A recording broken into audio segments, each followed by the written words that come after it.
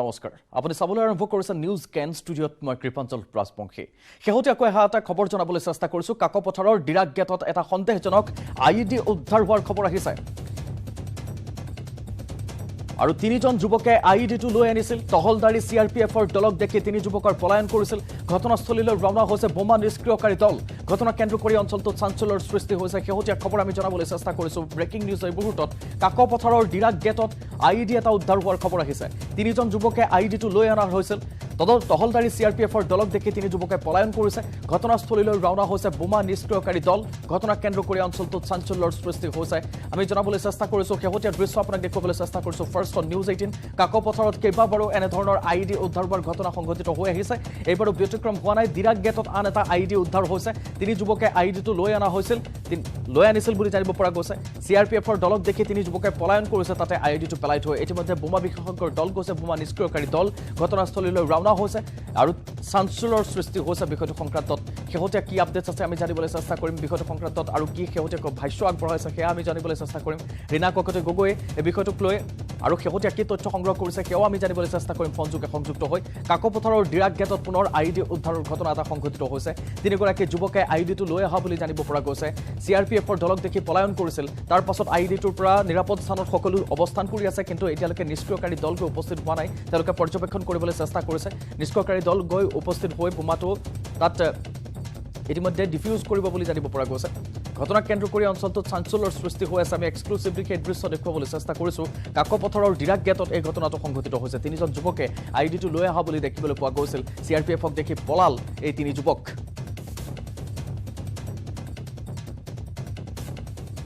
আৰু ৰীনা কাকতি গগৈ আমাৰ সৈতে সংযুক্ত হৈছে ফোনযোগে আৰু অধিক জনাবলৈ ৰীনা আপোনাৰ ওচৰলৈ আহিছো শেহতীয়া আপডেটছ আপোনাৰ পৰা জানিম নিশ্চয় কৃপাঞ্জল তিনিচুকীয়া জিলাৰ যিটো অসমৰ অঞ্চল সীমান্তৱৰ্তী ডিৰাক গেটত আজি দেখা গৈছে মহাদেৱপুৰৰ যিটো মহাদেৱপুৰত এক বিস্ফোৰক সামগ্ৰী উদ্ধাৰ হৈছে ইতিমধ্যে সন্দেহজনক আইইডি বুলি যিহেতু আমি জানিবলৈ পাৰিছো ইয়াকে লৈ চাঞ্চল্য বিৰাজ কৰিছে সমগ্ৰ কাকপথাৰ অঞ্চল আৰু অৰুণাচল প্ৰদেশৰ মহাদেৱপুৰত যিটো সিআৰপিএফৰ এক অভিযান চলিছিল সেই অভিযানৰ কালতে এই উদ্ধাৰ হৈছে বিস্ফোৰক সামগ্ৰীখিনি আৰু মহাদেৱপুৰৰ যিটো কৃষ্ণপুৰ যিখন গাঁও সেই গাঁৱলৈ যোৱাৰ পথতে এটা কালভাৰ্টৰ কাষতে এটা প্লাষ্টিকৰ বেগত যিহেতু পৰি আছিল বিস্ফোৰক সামগ্ৰীখিনি আৰু তিনিগৰাকী যিজন তিনিগৰাকী যুৱকে এই সামগ্ৰীখিনি যিটো কঢ়িয়াই আনিছিল বুলি আমি জানিব পাৰিছো কিন্তু যিহেতু টহলদাৰী যি লোক তেওঁলোকক দেখি এই তিনি যুৱক উক্ত স্থানৰ পৰা পলায়ন কৰে আৰু বিস্ফোৰক সামগ্ৰী উদ্ধাৰক লৈ এতিয়া অসমৰ অঞ্চল সীমান্তত চাঞ্চল্য বিৰাজ কৰিছে কৃপাঞ্জল অসমৰ অঞ্চল সীমান্তত এই চাঞ্চল্যক পাছতে এতিয়া যিহেতু সেই উক্ত স্থানত আৰক্ষী আৰু সেনা জোৱান মোতায়েন কৰা হৈছে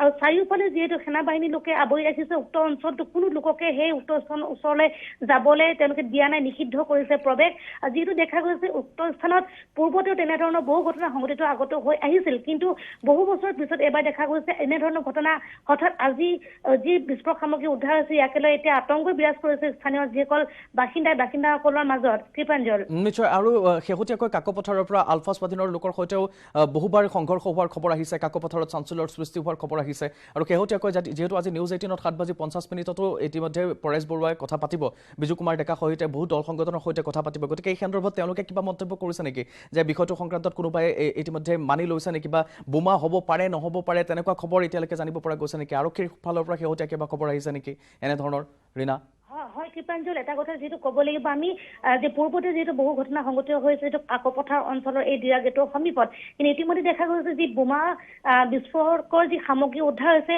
এই সামগ্ৰীক লৈ ইতিমধ্যে আৰক্ষী আৰু সেনা বাহিনীৰ যি টহলদাৰী দল তেওঁলোকে চাৰিওফালে আগুৰি ৰখাৰ উপৰিও বোমা বিশেষজ্ঞৰ যি দল তেওঁলোকে ইতিমধ্যে আহি ইয়াত উক্ত স্থানত উপস্থিত হৈছেই তেওঁলোকে তন্ন পৰীক্ষা কৰিছে কিন্তু পৰীক্ষাৰ অন্ততহে ওলাই পৰিব প্ৰকৃত ঘটনাৰ আঁৰত কাহিনী কি লুকাই আছে আৰু এটা কথা ক'ব লাগিব যিটো কৃপাঞ্জল আগন্তুক যি দুদিনৰ পূৰ্বে 26 জানুৱাৰী যিটো পাৰ হৈ গৈছে আৰু তিনিচুকীয়া জিলাৰ আৰক্ষী অধীক্ষকে যিটো কৈছিল যে তিনিচুকীয়া জিলাখনত এটা আলফাৰ সচেতী দল যিহেতু ইয়াত সোমাইছে গতিকে যিটো জেগাত এই উক্ত বিস্ফোৰক সামগ্ৰীখিনি উদ্ধাৰ কৰা হৈছে এই সামগ্ৰীখিনি এখন গাঁৱলৈ যোৱাৰ পথত উদ্ধাৰ হৈছে কালভাৰ্টৰ কাষত গতিকে ক'ব পাৰি যে কোনো হয়তো আলফাৰ সদস্যই এই সামগ্ৰীখিনি লৈ যাবলৈ বা ক'ৰবাত কিবা কোটাঘাটবিলাক ঘটনা সংঘটিত কৰিবলৈ কিবা হয়তো লক্ষ্য ৰাখিছিল কিন্তু ইতিমধ্যে সমগ্ৰ ঘটনা পোহৰ লাগিব যেতিয়া ইয়াতে বোমা নিষ্ক্ৰিয় দল বা বোমা বিশেষজ্ঞ দল বা আৰক্ষী অধীক্ষক তেওঁলোকে উক্ত স্থানত উপস্থিত তন্নকে যিহেতু তদন্ত কৰিব তাৰ পিছতে প্ৰকৃত ঘটনা পোহৰ লাগিব ৰীনা কাকতি গগৈ শেহতীয়া আপডেটছৰ বাবে আপোনাক ধন্যবাদ পৰৱৰ্তী সময়ত আকৌ সংযুক্ত হ'ম আৰু অধিক জানিম আপোনাৰ পৰা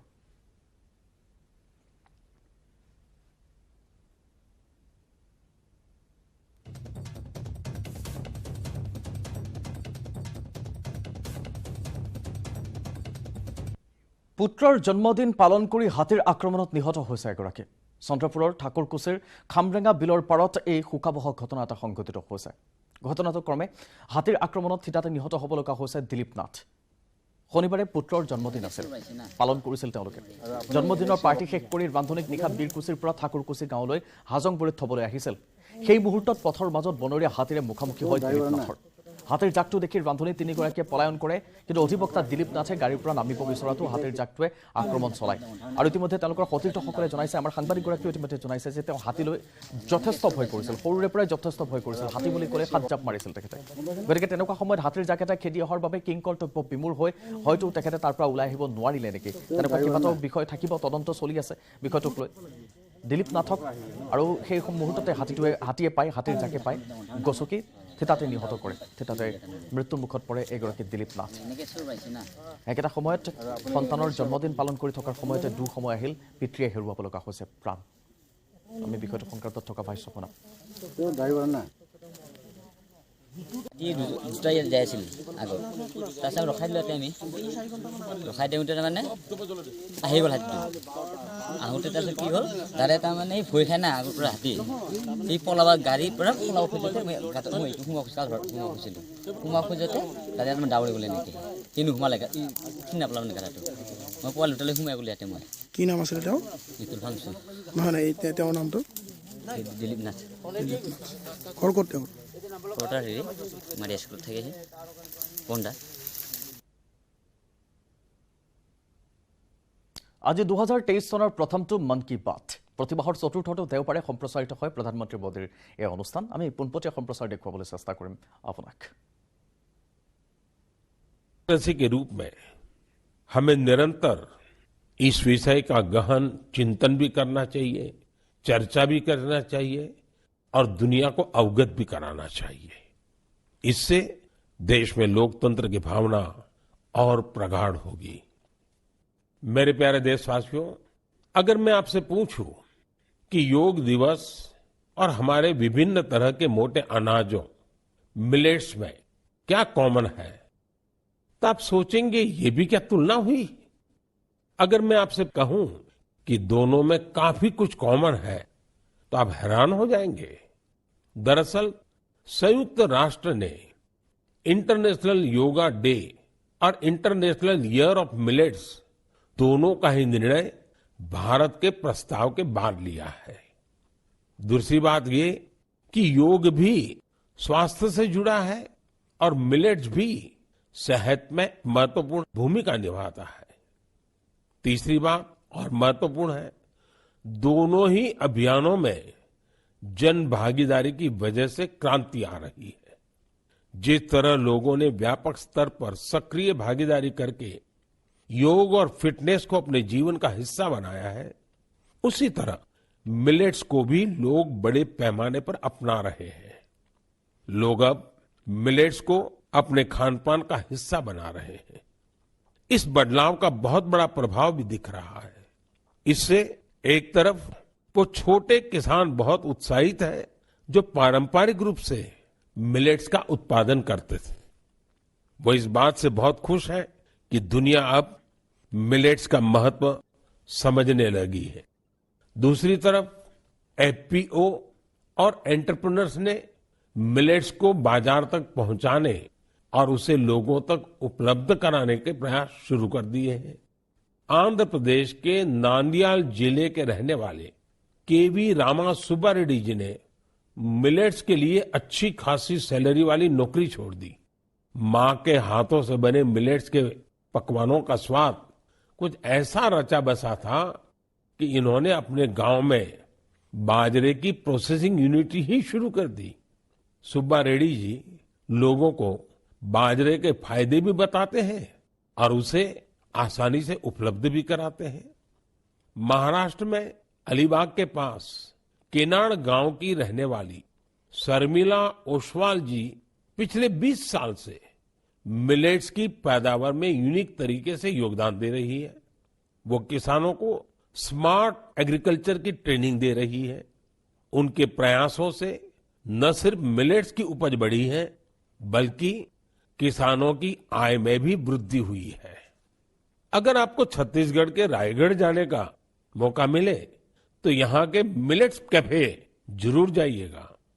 कुछ ही महीने पहले शुरू हुए इस मिलेट्स कैफे में चीला, डोसा, मोमोज, पिज्जा और मंचूरियन जैसे आइटम खूब पॉपुलर हो रहे हैं। मैं आपसे एक और बात पूछूं? आपने एंटरप्रेन्योर शब्द सुना होगा, लेकिन क्या आपने मिलेटप्रेन्योर सुना है क्या? ओडिशा की मिलेटप्रेन्योर्स आजकल खूब सुर्खियों में है। आदिवासी जिले सुंदरगढ़ की करीब 1,500 महिलाओं का self help group Odisha millets mission से जुड़ा हुआ है। यहाँ महिलाएं मिलेट से कुकीज, रसगुल्ला, गुलाब जामुन और केक तक बना रही है।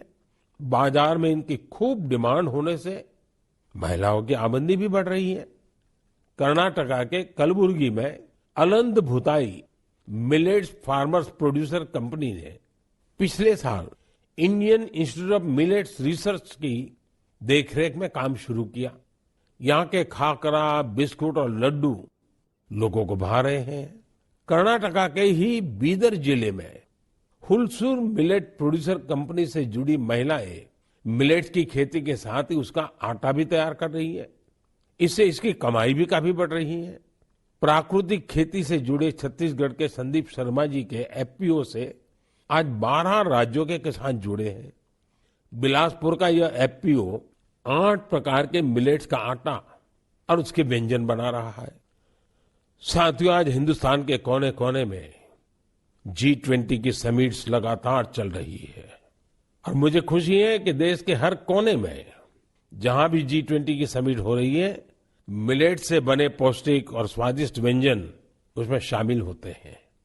यहाँ बाजार से बनी खिचड़ी, पोहा, खीर और रोटी के साथ ही रागी से बने पायसम, पूड़ी और डोसा जैसे व्यंजन भी परोसे जाते हैं। G20 के सभी वेन्यूज पर मिलेट एग्जीबिशन में मिलेट से बनी हेल्थ ड्रिंक, सीरियल्स और नूडल्स को शोकेस किया गया।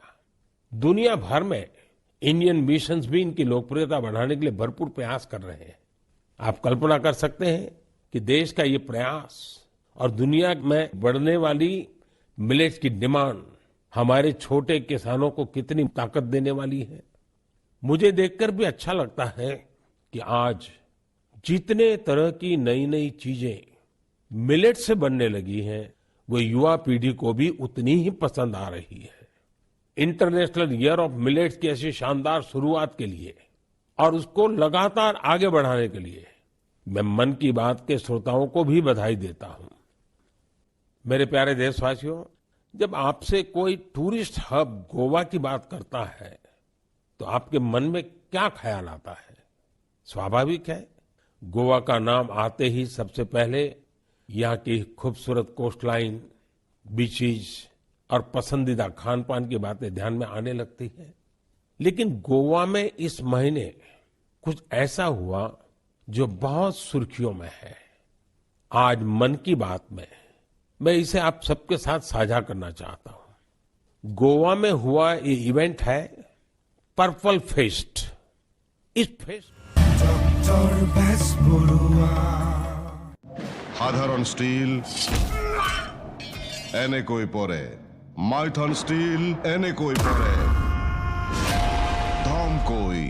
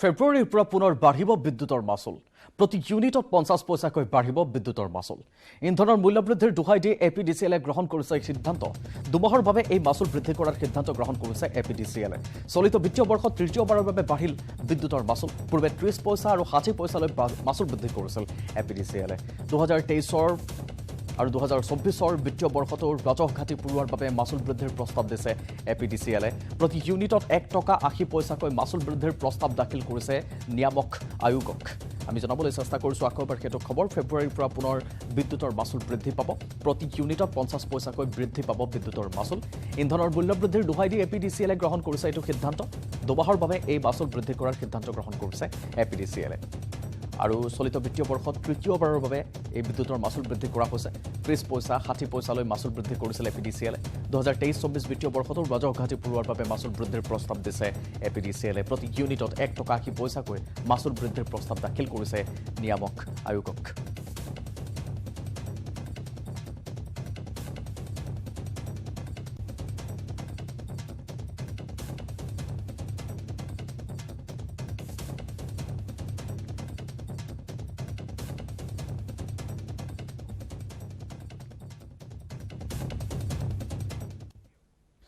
বত্ৰিশ বছৰৰ মূৰত প্ৰথমবাৰৰ বাবে কাশ্মীৰত হাউচফুল ছবি হৈছে আইনক্স মাল্টিপ্লেক্সৰ স্বত্বাধিকাৰ বিজয় ধৰে এই সন্দৰ্ভত এটা টুইট কৰাৰ লগে লগে বনজুৰিৰ দৰে বিয়পি পৰিছে বাতৰিটো কাশ্মীৰত পাঠানৰ প্ৰথম দুদিনৰ 14টা শ্ব'ৰ 12টাই হাউচফুল হৈছে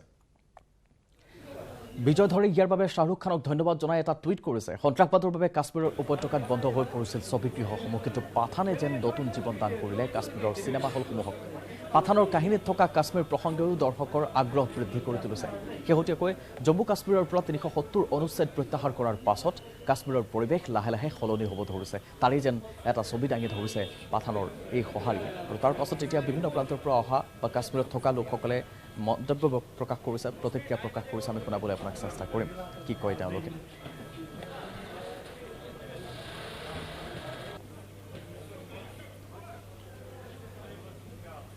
আৰু সন্ত্ৰাসবাদৰ ভাবুকিৰ বাবে 1990 চনতে বন্ধ হৈ পৰিছিল কাশ্মীৰৰ চলচ্চিত্ৰসমূহ শেহতীয়াকৈ ছেপ্টেম্বৰত প্ৰায় 3 দশকৰ পিছত কাশ্মীৰৰ চলচ্চিত্ৰগৃহসমূহ খুলিবলৈ আৰম্ভ কৰে তাৰ পিছত প্ৰথমবাৰৰ বাবে শাহৰুখ খান আৰু দীপিকা পাডুকনৰ পাঠানে হাউচফুল কৰি দিয়ে কাশ্মীৰৰ চলচ্চিত্ৰগৃহ যি এটা ভাল খবৰ কঢ়িয়াই আনিছে এটা সুখবৰ কঢ়িয়াই অনা বুলি সকলোৱে ক'ব বিচাৰিছে কাৰণ বন্ধ হোৱাৰ সন্ত্ৰাসবাদীৰ ভাবুকিৰ পাছত 1990 চনতে বন্ধ হৈ পৰোৱা এই ছবিগৃহসমূহ হাউচফুল হোৱাটো আইনক্সত হাউচফুল হোৱাটো প্ৰতিটো দৰ্শকনিত হাউচফুল হোৱাটো এটা অতিকৈ সুখবৰ শেহতীয়াকৈ ছেপ্টেম্বৰৰ প্ৰায় 3 দশকৰ পিছত কাশ্মীৰৰ চলচ্চিত্ৰগৃহসমূহ খুলিবলৈ আৰম্ভ কৰিছে তেতিয়াৰ পৰা বিভিন্ন চিনেমাসমূহ চলি আছে কিন্তু শাহৰুখ খান অভিনীত আৰু দীপিকা পাডুকন অভিনীত পাঠানখনে হাউচফুল কৰিছে প্ৰতিটো দৰ্শনী প্ৰায় হাউচফুল কৰিছে কাশ্মীৰৰ চলচ্চিত্ৰগৃহসমূহ তাৰ পাছত স্বাভাৱিকতে উৎফুল্লিত হৈ পৰিছে ছবিপ্ৰেমীসকল আৰু লগতে তাৰ সৈতে জড়িত থকা লোকসকলো আমি শুনাবলৈ চেষ্টা কৰিম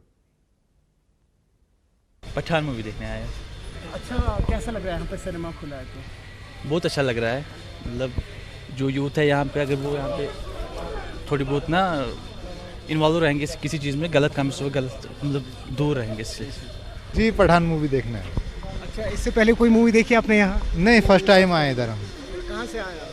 हम यूपी मुरादाबाद यहाँ घूमने आए हैं जी जी तो पठान मिस नहीं करेंगे वहाँ नहीं देखी आपने यहीं देखी? नहीं अभी उधर जाने में टाइम है ना हमें तो इसलिए हमने सोचा कि इधर ही देख लेते हैं लेकिन मिस नहीं करनी है हमें नहीं करनी। 3.5 साल बाद आई है शाहरुख खान की कोई फिल्म बिल्कुल बहुत दिल से वो था हमें इसका इंतज़ार कि हम इस मूवी को ज़रूर देखेंगे और अब इसीलिए हमने टिकट भी ऑनलाइन कराए फैन है आप शाहरुख खान बहुत बड़े It's unbelievable.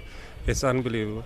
I think Shah Rukh Khan first time on the silver screen in Kashmir is history in the making, and also I must tell you, first day all shows fully sold out. So that's really like a historical thing, sir. So it was a fantastic response. I mean, people coming out of the cinema halls.